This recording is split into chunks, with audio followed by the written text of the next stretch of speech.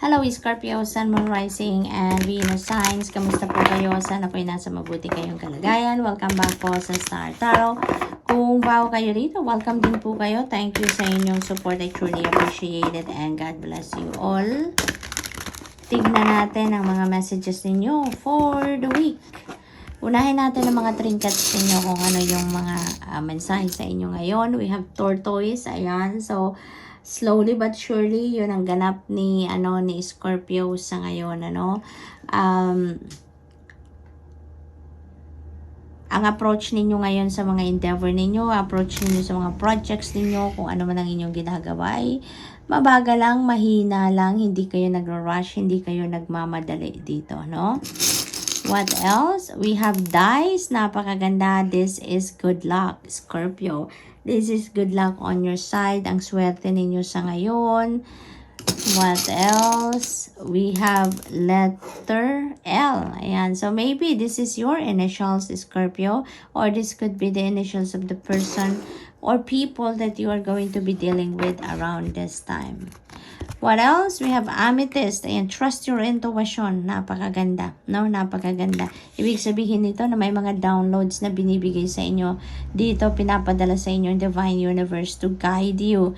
No? Sa mga ninyo, dealings ninyo sa ngayon, sa mga gagawin ninyo, sa mga decision ninyo sa ngayon, Scorpio. Kaya, pagtiwalaan mo kung ano yung napipick up mong mensahe. No? Pagtiwalaan mo yan. We have lapis lazuli, make a decision. Ayan. So, talaga, divinely guided kayo dito, no? Napakahalaga na pakinggan talaga ninyo at pagtiwalaan ninyo and sundin ninyo kung ano ang gabay sa inyo, no? Ng inyong intuition dito. Lalo-lalo na dito sa decision making na kinakaharap ninyo. So, parang, ang napipick up ko dito, wag na kayong mag-isip pa ng mas matagal, no? The more na nag-iisip kayo ng mas matagal, mas madami kayong pagkakalituhan, no? Mas mako-complicate pa siguro ang inyong isip dito. Kaya, make a decision, no? Follow what your intuition is telling you and make a decision. What else? We have smoky quartz, let it go. Ayan. So, maybe, releasing dito ang kailangan ninyong pagdesisyonan. Maybe this is related to relationships, no? Scorpio, maaring ganon. Kaya, siguro yan ang kailangan, yan ang mabigat, no? Na pinag-iisipan ninyo sa ngayon if you are going to stay in a situation or you are going to let go, no? Maaring ganon ang ganap. Pero, yung ninyo dito, yung energy na ito, talagang nag-iimbita sa inyo na mag-release ka na, no?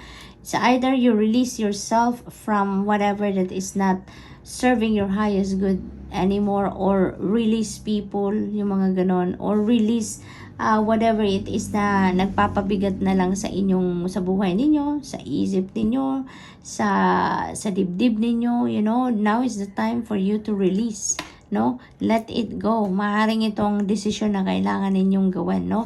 Wag na kayong mag-stay siguro, mag-let go na kayo kung sa tingin ninyo talaga yun ang makakabuti sa inyo.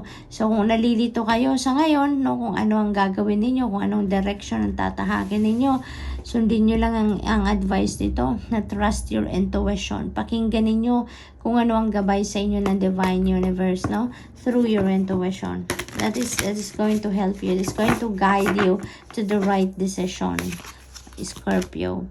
Wonders, ayan, beautiful, wonderful events are going to unfold sa buhay ninyo.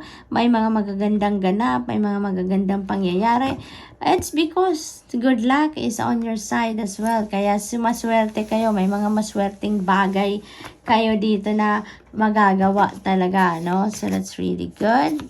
We have openness, ayan, be open. Ayan, so siguro this is related din sa mga relationship ninyo with another people, with another person, no? This could be with anyone. Maaring sa karelasyon ninyo yan, or sa kaibigan ninyo, kapamilya, maybe now is the time for you na maging mas open kayo, no? Mas i-express ninyo ngayon kung ano yung mga nasa isip ninyo. ano yung mga nararamdaman ninyo, no? Be open, no? And also maybe be open to possibilities na nandyan sa paligid ninyo, no? Because maybe that is what you are waiting for, na mga posibilidad, mga opportunity na yan, ano? Who knows?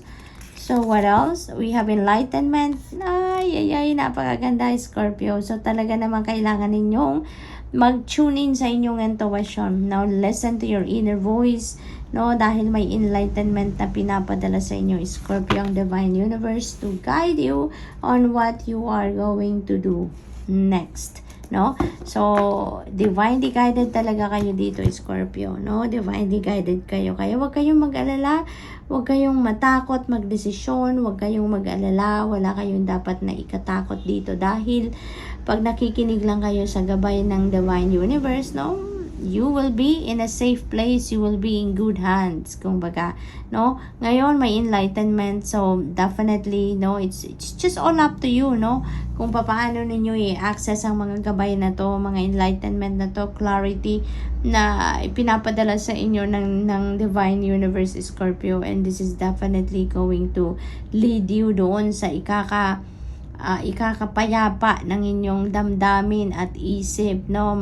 Makikita nyo na dito yung tamang daan na dapat ninyong tahakin, Scorpio. So, what else? We have Wheel of Fortune. Ang swerte talaga ninyo. Meron tayong good luck. And this is another good luck and good fortune on your side, Scorpio. Sobrang swerte ninyo sa linggong ito, no? Sobrang swerte ninyo. Gabay na gabay talaga sa inyo ang Divine Universe and the rest of your spirit team.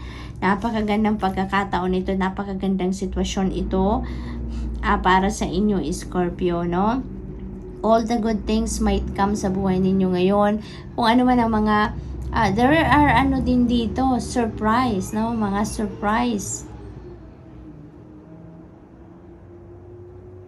surprising na mga pangyayari. Look at that, we have wondrous events din, no, na parating. So talagang punong-puno kayo ng swerte sa ngayon. Umuulan ng biyaya sa inyo sa ngayon, Scorpio. These are positive changes din na mangyayari sa buhay ninyo, no?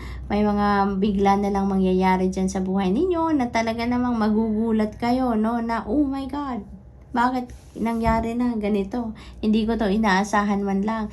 Or maybe masasabi ninyo na, naku, pangarap ko lang to, ngayon nandito na, 'di ba? Mga ganon. So this is really a beautiful energy, Scorpio. There is going to be a beautiful turnaround, no, ng inyong mga sitwasyon dito, Scorpio. Lalo-lalo na kung nandun kayo sa hindi masyadong magandang posisyon sa buhay sa ngayon, no? That is going to change for the better, no?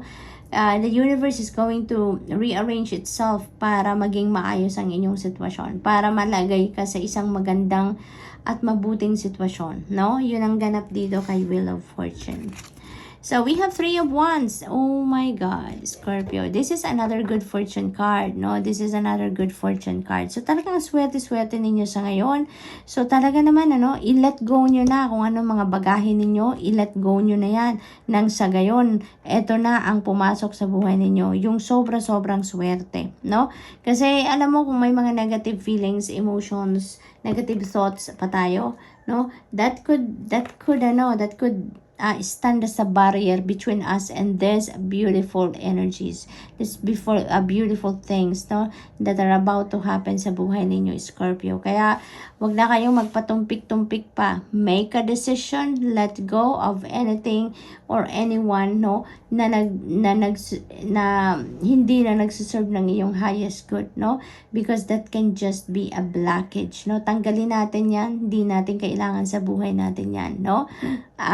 You can gawin natin, piliin natin kung anong mas makakabuti para sa atin, and releasing that negativity out of our lives, yun ang makakatulong sa atin para ma-welcome natin sa buhay natin ang lahat ng mga magagandang pangyayaring ito, no? So, 3 of Wands, this is another good fortune card. Kaya kung ano man ang mga gagawin ninyo ngayon, talagang you can expect success, no? You can expect that it will turn into a better or good situation talaga. Magiging successful, no? Kung ano man ang inyong sisimulan sa ngayon, maaari din na may mga hinihintay din kayo dito, no? Maaring you are waiting for for your trip. Maaring babiyahe ang iba sa inyo because this is also a travel energy. So maaring ang iba sa inyo naghihintay nila ng ano ninyo, ng schedule ng pagbiyahe, paglipad, maaring papuntang ibang bansa ang iba sa inyo. So maaring yun na lang inyong hinihintay ngayon, ano? Maaari din na hinihintay nyo na lang yung mga papeles ninyo. Maaring may mga documents na lang kayo, may mga travel documents na lang na kailangan ninyo ngayon, at maaaring yun na lang din ang hinihintay ninyo and you're ready to go. Maaaring naghihintay na lang kayo ng sale ng ticket, no? Maaaring ganun din ang ganap. And definitely there is travel dito. There is travel. Kaya good luck po. What else? We have Empress energy. Talagang when it rains, it pours. Napakaganda ng mga energies ninyo sa ngayon. Empress energy is a new beginning energy, no? This is a creation energy. So you're definitely going to create something new, something beautiful, something wonderful sa buhay ninyo. This could be in anything. This could be anything. This could be in any area of life. Maaring meron kayong magsisimula ng bagong trabaho dito, bagong career, career path, maaring bagong business opportunity ito na dumating sa inyo na i-grab ninyo. Maaari din ganon, no? This could be a new baby. Then, coming in sa buhay ninyo, meron tayong baby dito. Maaari ding nagbubuntis ang iba sa inyo dito. Maaring buntis na. Maaring manganganak na. Maaring ganon, no? Some of you, maybe are starting a family na sa ngayon, mag-aasawa na. Maaring ganon din ang ganap for some of you. Meron din ako nakikita dito na siguro kung ano man yung ginagawa ninyo ngayon, let's say for example sa negosyo, maring nagbo-bloom, nagta-thrive ngayon ang inyong negosyo, no? Starting to thrive. Maaari din na kayo mismo, no? You're starting to grow, you're starting to thrive then, no? As a person, nag-i-evolve kayo ngayon is into the best version of yourselves, no? Maaring ganun din ang ganap dito for some of you. The Empress energy is also a very nurturing and very prosperous and abundant energy. Kaya ang good fortune din ninyo, wheel of fortune, samahan ni Empress energy. Talagang siguro maraming financial blessings ang parating sa inyo ngayon, Scorpio. Maraming financial opportunities din ang kakatok sa inyo dito that's going to bring forth financial success and prosperity and abundance into your life. Kaya napakaswerte talaga ninyo ngayon pagdating din sa kaperahan, no? Maaari din na ang iba sa inyo dito is becoming a mom na talaga. Maaari din na yung person ninyo ang manganganak na. Maaari din ganun, ano? And maybe, no? Because this is a general reading naman. Maybe isa kang nanay or isang tatay or both, no? Maybe you're assuming both roles. No one talagang you are also taking care of the whole family. Maaari din ganon ang sitwasyon ninyo. So, Scorpio, that's all I have for you for the week. I hope nakatulong ang mga mensaheng ito in some way. Thank you for watching. Love and light. Namaste.